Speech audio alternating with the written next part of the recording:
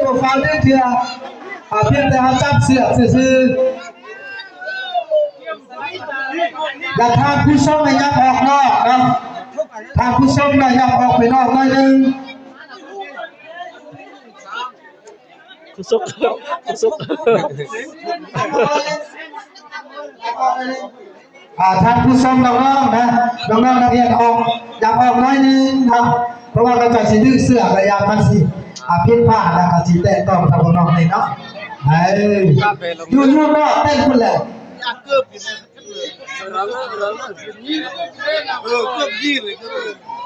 ก็ว่า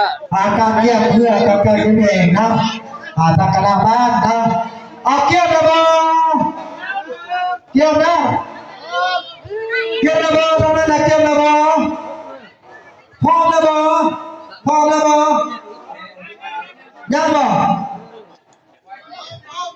เพื่อนคณะบ้านเลยปล่อยออกมาได้หนึ่งเสือกนะปล่อยออกมาได้หนึ่งก็ต้องกินเศษหนึ่งนะเกี่ยวนะ1